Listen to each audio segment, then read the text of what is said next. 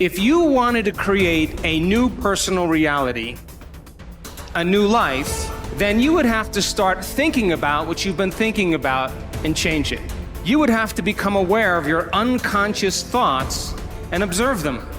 Most people try to create a new personal reality as the same personality, and it doesn't work.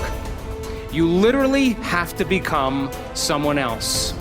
If you want to change your life, you got to make a decision to change your life. And sitting around and waiting to feel ready is not the decision I want you to make. Yes or no.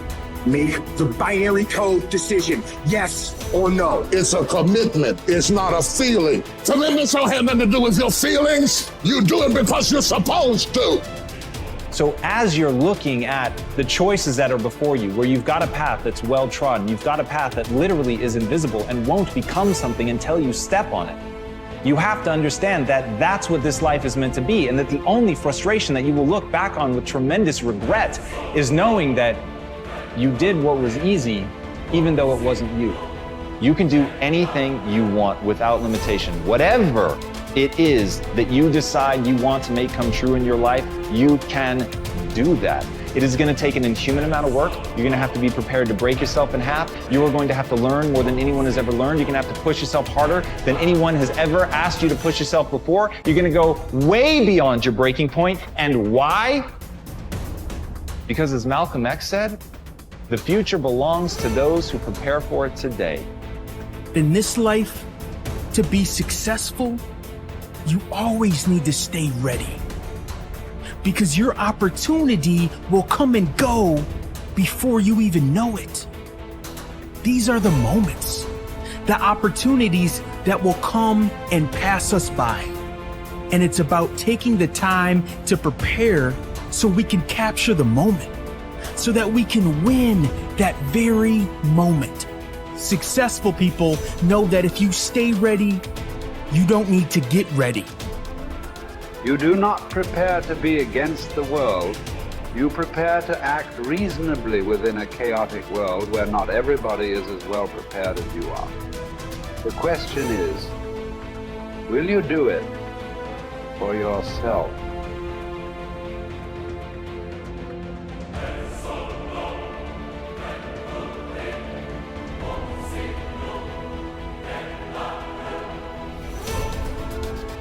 Manifesting is intentionally training your brain and your nervous system to believe in something that hasn't happened yet.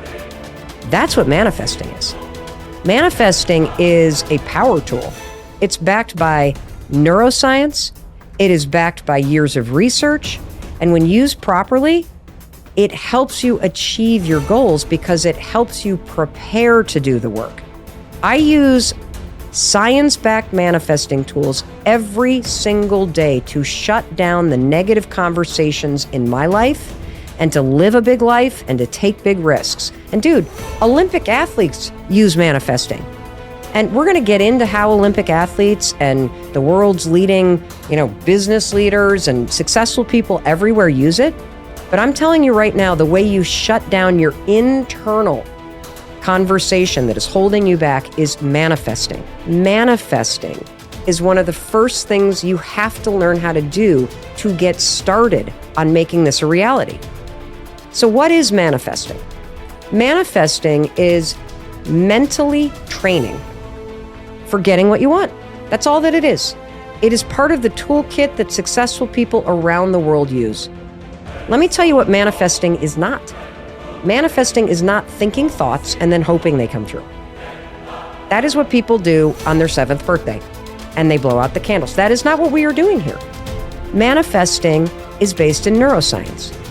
It is a tool that you are going to use precisely, intentionally, systematically, with purpose.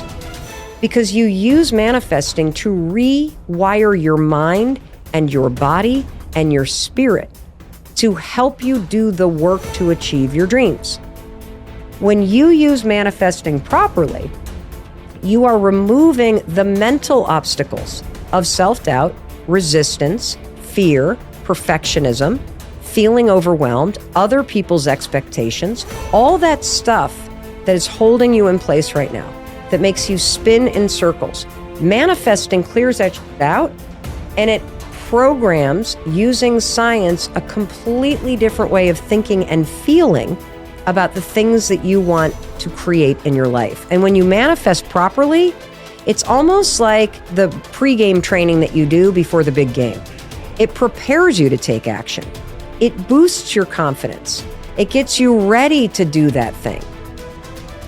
There's 3 P's that you got to annihilate, crush, or destroy if they're getting in the way of your progress in a relationship or your career or your happiness or your health. These are the 3 P's that make learned helplessness. Number 1, you think the problem is permanent. Once you've had enough disappointment, sometimes your brain doesn't want to get disappointed, so it's a permanent problem.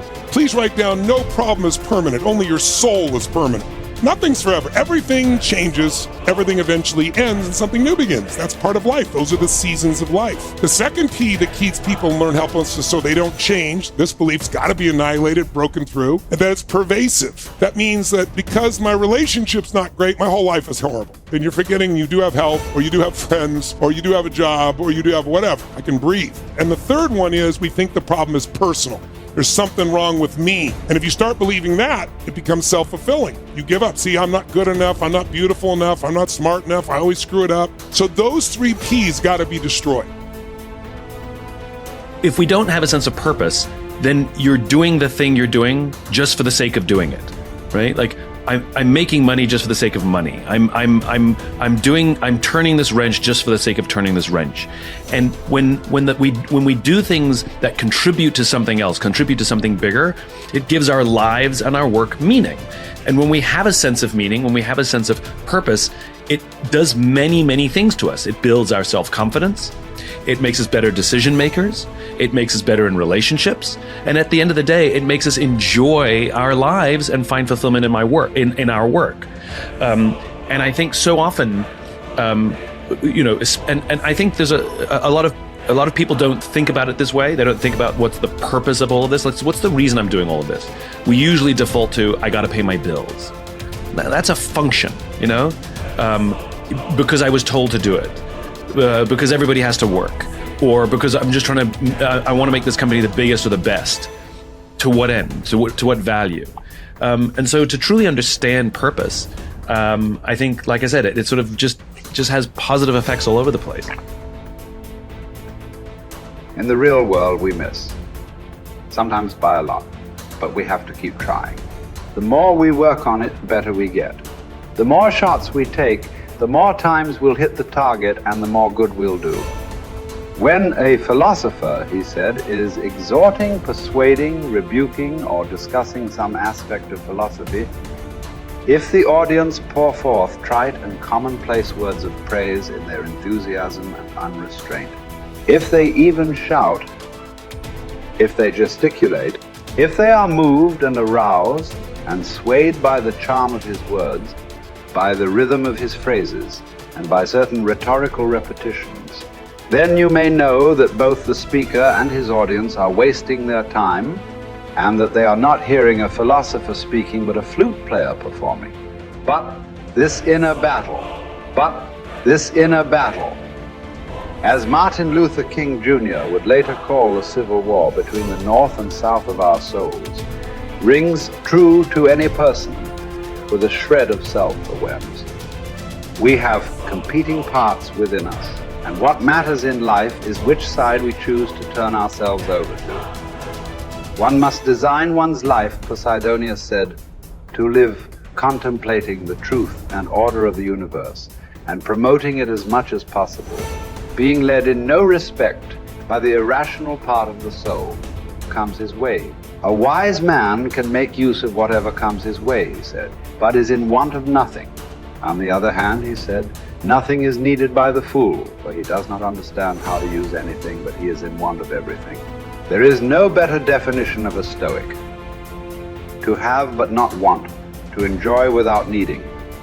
The ending day sees them brought low. If the breaking day sees someone proud, the ending day sees them brought low. No one should put too much trust in triumph. No one should give up hope of trials improving. Clotho mixes one with the other and stops fortune from resting, spinning every fate around. No one has had so much divine favor that they could guarantee themselves tomorrow.